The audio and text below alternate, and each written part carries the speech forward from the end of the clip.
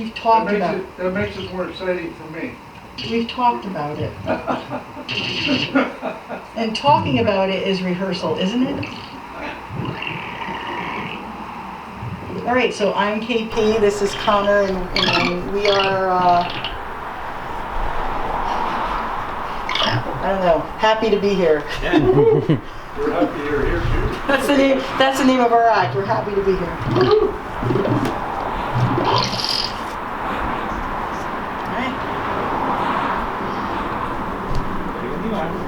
Do you want me to start reading? Day 1. It begins with a word, or a series of words, or a sentence you hear when you didn't even know you were listening. One that wakes up your brain in the area that recognizes a familiar feeling. It could be a conversation about dreams, or joy, or hope. Something that has fascinated you since you were a child. It could be about love. It is usually about love. It is always about love.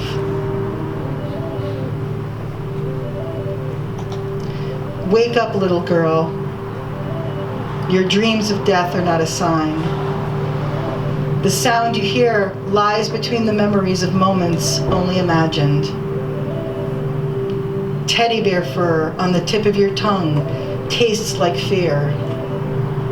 Soon, my love, soon. Time cuts a long sheath across your wants and needs. She thinks she's special, they whispered behind her back. What does that even mean? All facts point to the opposite. A joyless saturation of sensation. A tickle here and there is not the same as a lingering touch. Love is indebted. Love is implied. Love is a comic strip, a cartoon, a buffoon, a big mess, a request for more, the best they have to offer. So used to the answer being no that you stopped asking questions, becoming the yes girl just to hear the word being said. Waiting in the hallway, the back room, the passenger seat. The static of the radio dissects the silence.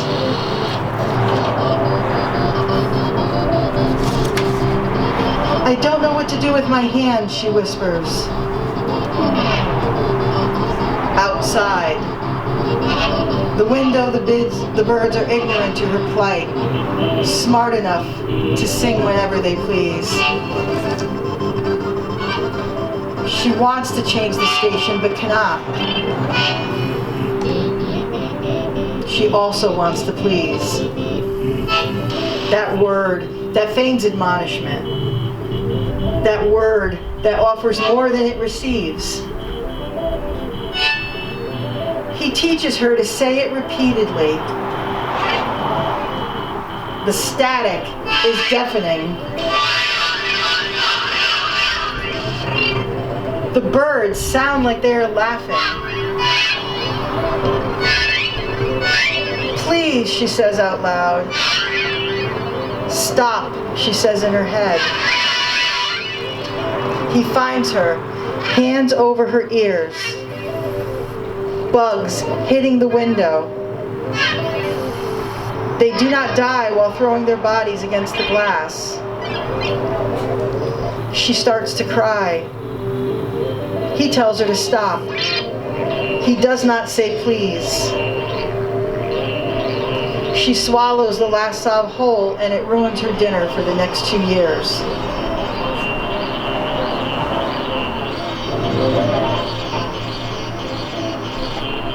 They pay her a nickel for every fly she kills with a rolled-up movie magazine. She will not use the one with Raquel Welch on the cover. She wants to keep her around. She makes her feel safe. Her dress looks like it could be bulletproof. By the time her mother's stories are over, she's made 65 cents repeating the amount out loud so they don't forget, until a kick under the table silences her need for silver pieces. You learn how to not deserve what you earn when it is delivered with pain and guilt. We interrupt this program to bring you a special announcement. You are not special, little girl. If you forget, I will mention it again and again and again. And one day, when you meet a wizard who makes everything shine like stardust-covered mountains and tells you how beautiful you are and how those mountains might fall at the mere mention of your being, he will find you one night when you are at your highest and tell you that it was all a game in the name of oneness and unity and truth.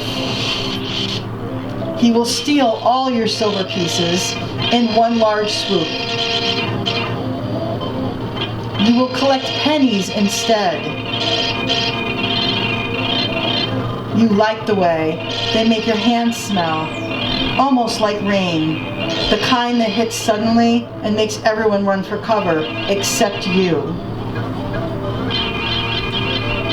The puddles want to greet your shoes, seeping into every open space until you feel like you are walking weighted and strong. The curls on your head flatten as your mother tells you to get in the house, and you ignore her for as long as you can until your father only has to say your name once to make you stop and shake and immediately retreat. That is not a hand you want to meet you in any way that demands payment for disobeying.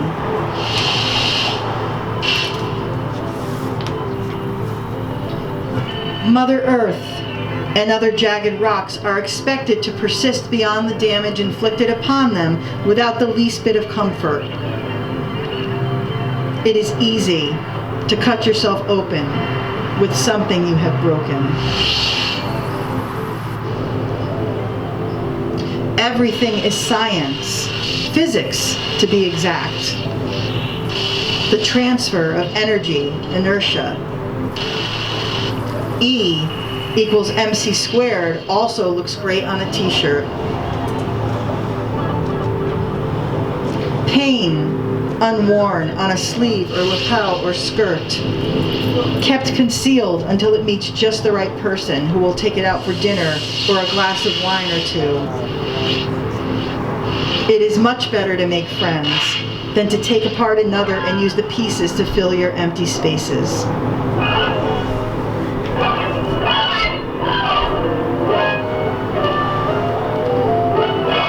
Day 2. She learns the flies will gather wherever something dies but is still fresh enough to provide a feast.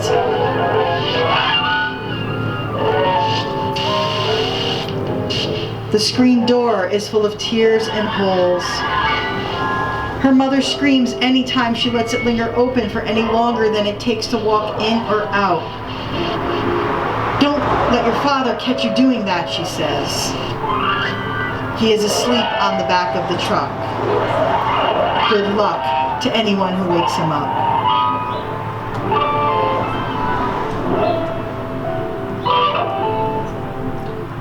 The weeping willow makes her smile. Is it supposed to make her cry? Sometimes the branches grow so long they sweep the ground below. She gathers them and pretends they are soft blonde hair, soft blue tears, a deep green shield, a creature from below the sea, amphibious and able to protect her from harm.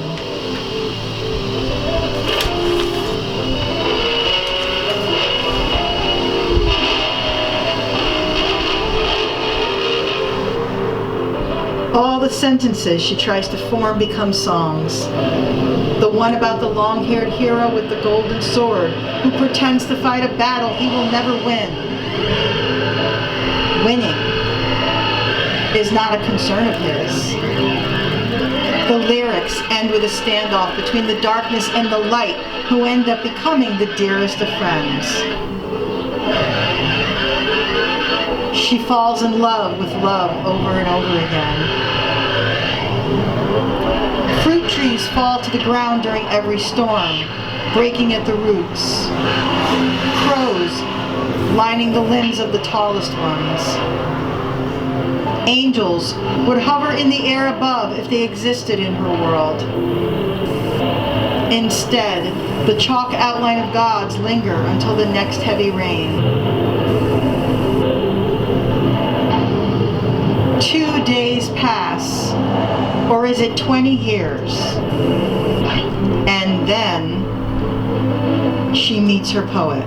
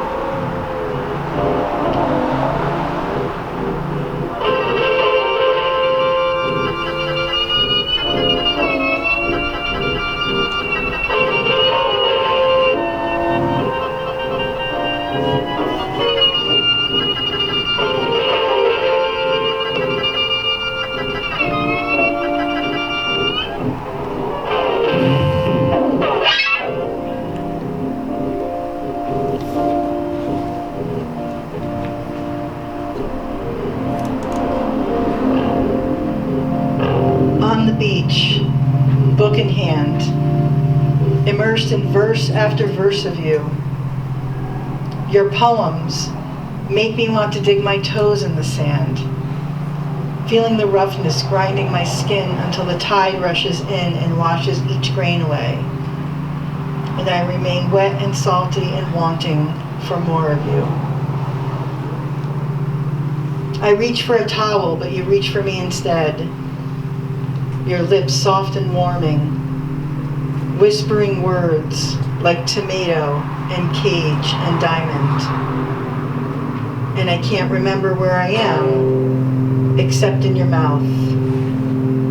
Your mouth. Your mouth. I am so thirsty. I taste like black coffee and ink and dandelions. You smell like old books and oregano and snow.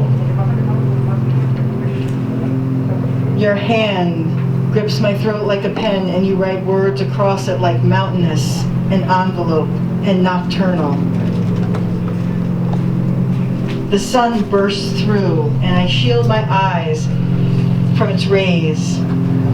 But you tear my hand away, lick my palm, repeating words in between like fractured and Beaujolais and opalescent. Lids flutter, spine arching, head extended, I gasp. You grab my back, pressing deep into its long muscles and mumble something about religion and whiskey and my thighs. How many times have you written about my thighs? I try not to cry out, but you beg me to let it all go for you. You.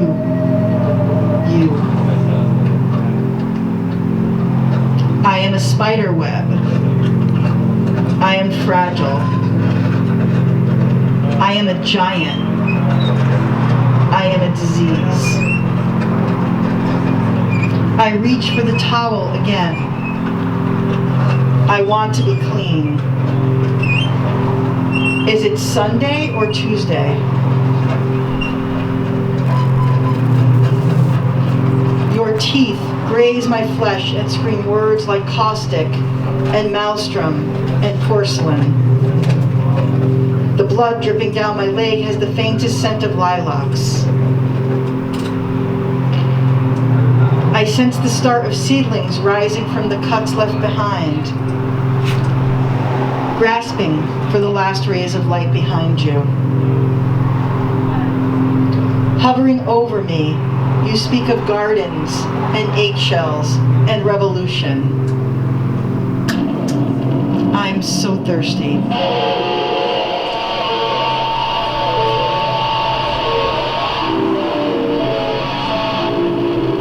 Long green vines emanate from your shoulder blades, wrapping and winding around my limbs, and we shudder together as the low-growing hum becomes your song about that girl that died over and over again, and I laugh because death tickles just a little.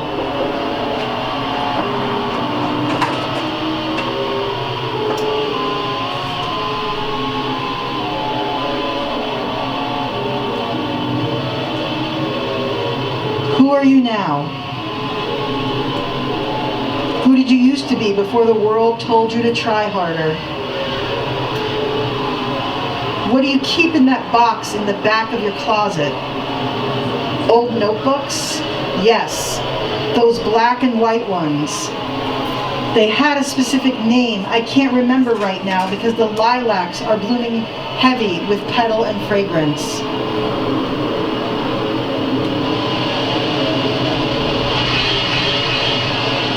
What did you write about so long ago? Were there other palms to lick? Were there softer thighs? Then becomes now, becomes your fingers tracing my smile, spelling words like lemon and sinister and Christ.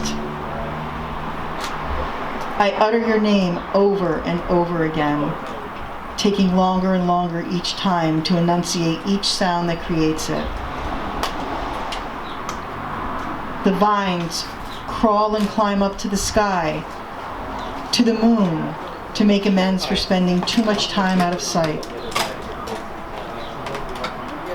You are everywhere. And word after word becomes line after line. The horse, the snake, and the bluebird leave your sentence behind.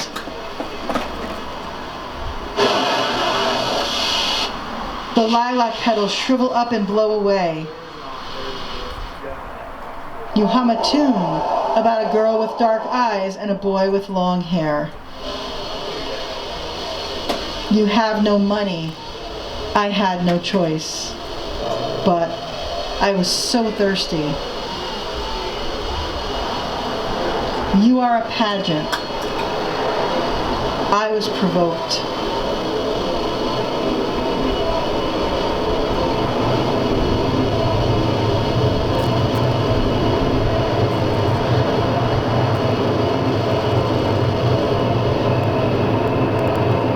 The vines frame and connect the constellations, draw in cursive across the blackness the words hunted and dragonfly and serendipitous.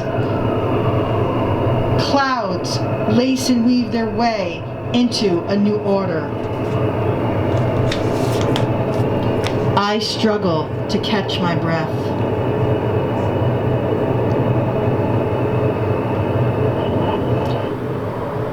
I remember lying on the grass in the baseball field between third base and home plate, looking for pictures in each imperfect white puff, ever changing and rearranging themselves, searching for the right words to describe them, searching for the difference between right and wrong, waiting for my poet.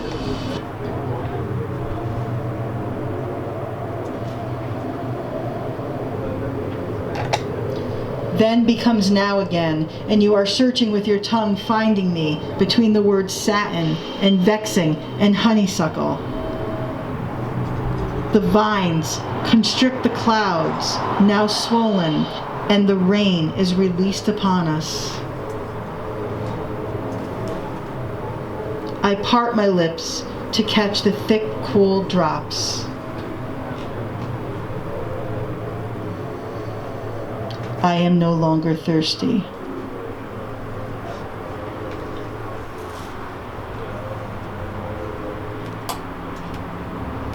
Thank you.